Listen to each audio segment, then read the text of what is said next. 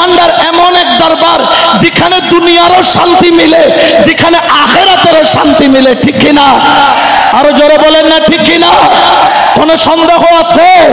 কারণ যিনি পলকে বাদশা বানাইতে পারেন তিনি আমার সৈয়দ জিয়াউল হক মজভান্ডারী। ক্ষমতা দিয়েছেন কে? আরো জোরে বলেন না কে?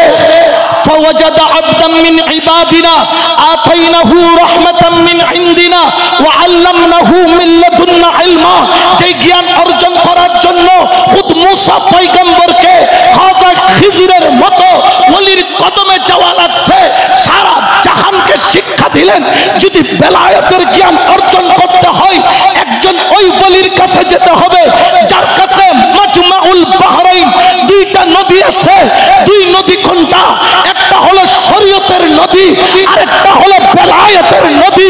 শাহেনশাহ বিশ্ববলি সৈয়দ জিয়াউল হকের একটা লকব হলো মাজমাউল বাহরাইন, যার কাছে শরীয়তের নদীও আছে, বেলায়েতের নদীও আছে, ঠিক কি না? কোন সন্দেহ আছে? জোরে বলেন না আছে? এই জন্য আজকে খেয়াল রাখতে হবে। আজকে অনেক অনেক কথা বলবে, সব কথায় কান দেওয়া যাবে? জোরে বলেন না যাবে? কারণ কি জানেন? আবু জেহেল নবীকে দেখছে কিন্তু চিনে। একবার দেখছে না বারবার দেখছে?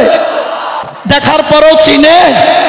আবার ওয়াইস কারেনি, যিনি চামড়ার চোখে একবারও দেখেন নাই কিন্তু নবীকে চিনেছেন, শুধু বললে ভুল হবে। নবী পাকের কয়টা চুল সাদা, কয়টা দাড়ি মোবারক সাদা, আমার রসুলে পাকের হুলিয়া মুবারক কেমন ওয়াইস করেনি। তুমি তো চামড়ার চোখে একবারও নবীকে দেখো নাই, জীবনে একবার গিয়েছিলে। ওয়াইস করেনি ने कहने लगा खुदा की कसम मैंने आंख की नजर से मुस्तफा को नहीं देखा, ये सच बात है। চামড়ার চোখ দিয়া নবী দেখি নাই এটা সত্য, लेकिन मेरा दिल से मुस्तफा जुदा नहीं है। আমার চোখের সামনে চামড়ার চোখ দিয়া না দেখলেও বেলায়েতের চোখ থেকে এক পলকের জন্য আমার নবী জুদা ছিল না। উচ্চ আওয়াজে বলো সুবহানাল্লাহ, আল্লাহু আকবার।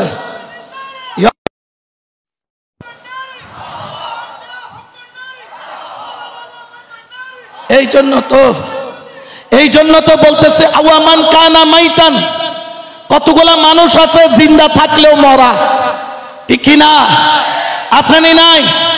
দেখতে লাগে না না, আসলে তারা খানা, আসলে তারা কি খানা। তাদের সাথে সম্পর্ক রাখা মানা, বলেন সম্পর্ক রাখা। কানাদের সাথে আমাদের সম্পর্ক নাই, আমরা ওই সাথে সম্পর্ক। আপনারা শুনলে অবাক হয়ে যাবেন, বিশ্ববলী শাহেনশাহ হযরত সৈয়দনা জিয়াউল হক মজভান্ডারীর মকাম কেমন। আলহাজ এম এ মনসুর সাহেব তিনি বলতেছেন, চট্টগ্রাম শহরে জিসির মোড়ে সৈয়দ মুর্তজা হোসেন ইফকো কমপ্লেক্স হাউসে আমার শাহেনশাহ বাবাজান মাঝে মধ্যে যেতেন, 2-3 দিন থাকতেন। সেখানে যখন অবস্থান করলেন তখন হঠাৎ করে তিনি মুর্তজা সাহেবকে বললেন, ইংলিশের মধ্যে কথা বললেন, ইশারা করলেন হাত দিয়ে যে আমার জন্য একটা মাছ কিনে আনতে পারবা? মাছের ওজন কিন্তু 20 থেকে 25 কেজি হতে হবে। উনি বললেন, হুজুর আপনি দয়া করলে অবশ্যই পারবো। দেরি করলেন না, তিনি মাছ কেনার জন্য প্রথমে গেলেন চকবাজার, মাছ মিলে নাই। তারপর গেলেন বক্সিরহাট, মাছ মিলে নাই। রিয়াজউদ্দিন বাজারে গেলেন, 25 কেজি তো পান নাই, কিন্তু পেয়েছেন 11 কেজি। তিনি মনে মনে ভাবলেন, নাই মামা থেকে ছোট হইলেও যদি দেরি করি এটা তো চলে যাবে, বিক্রি হয়ে যাবে, পয়সাওয়ালারা নিয়ে যাবে। আমি আমার শাহেনশাহ বাবাজানের জন্য 11 কেজির মাছটা নিলাম। জিজ্ঞেস করলাম, এ মাছ বিক্রেতা ভাই, এই মাছ তুমি কোত্থেকে ধরেছো? বলে, মিথ্যা বলবো না, 2 দিন আগের ধরা এই মাছ কাপ্তাই লেক থেকে ধরেছে, তবে তাজা আছে, বরফের ভিতর রেখেছি, বাইরে রাখি নাই। মাছ নিলেন, বাবাজান কেবলার সামনে গেলেন, ভয়ও পাচ্ছেন, বলেছেন 25 কেজি। আনছে কয় কেজি? অর্ধেকে তো মিলে। ভয়ও পাচ্ছেন, বাবাজান যদি রাগ করেন, আরে দুনিয়ার মানুষ আঁখ কি আন্ধে, যারা চোখ থাকতেও অন্ধ, তোমরা তো চিনলা না, কত বড় নিয়ামত তোমরা পেয়েছো। তখন আনলেন, বাবাজান বললেন মাছ এনেছেন? বললেন হ্যাঁ মাছ এনেছি বাবাজান। বলে আমার সামনে আনো। থলেটা কাঁধে করে বস্তাটা আনলেন, বলেন মাছটা বের করেন। মাছটা যখন বের করতে বলছে উনি কাঁপতেছেন, কারণ মাছ তো 25 কেজি পাই নাই, পাইছে 11 কেজি। ভয়ে ভয়ে মাছটা কোলে নিলেন, বললেন বরফ থেকে বের করছি, হাতটা যেন ঠান্ডায় জমে যায়। বাবাজান বললেন এই যে মাছ আনছেন এটা মরা নাকি জিন্দা? এই কথা যখন বললেন, মর্তুজা সাহেব বললেন বাবাজান এই মাছটা তো 2 দিন আগের কিনা, এটা মেরেছে 2 দিন আগে, অবশ্যই এটা মরা। শাহেন শাহ বাবাজান একটু হালতে গেলেন, 2-4-5 সেকেন্ড সময় নিলেন, বললেন কে বলেছে মরা? আমি তো দেখতেছি মাছটা জিন্দা। আর শাহেন শাহ বিশ্ববলি সৈয়দ জিয়াউল হক জিন্দা বলার দেরি, ওই 2 দিন আগের বরফের মাছ জিন্দা হইতে দেরি হয় নাই। উচ্চ আওয়াজে বলে সুবহানাল্লাহ। আপনারা বলতে পারেন হুজুর এত মাছের কেরামত বলে লাভটা কি? আমি বললাম এই মাছের সাথে আরেক মাছের মিল পেয়েছি। ও তাসাউফপন্থীরা, শাহিন শাহকে চিনো নাই, শাহিন শাহকে বুঝো নাই। মুসা পয়গম্বরকে যখন আল্লাহ যখন খাজা খিজিরের দরবারে পাঠাচ্ছেন, তখন বলেছিলেন এ মুসা যাওয়ার সময় একটা রান্না করা মাছ নিবা, সাথে ইউসা বিন নুনকে নিবা, সফর করবা। আল্লাহ তোমার ওলি কোথায় পাবো? বলে মাজমাউল বাহরাইন, 2 নদীর মিলন কেন্দ্রে পাবা। দৌড় দিলেন, পথের মধ্যে বিশ্রাম নিলেন। থলেটা রান্না করা মাছ, যেখানে ধরেন একটা ইলিশ মাছ রান্না করা হয়েছে, সেই মাছটা রাখলেন থলের ভিতরে। ইউসা বিন নুনকে বললেন ইউসা বিন নুন এই মাছের প্যাকেটটা রাখো, কিন্তু খবরদার খুলবা, জোরে বলেন না, খুলবা, ধরবা, চাকবা, দেখবা।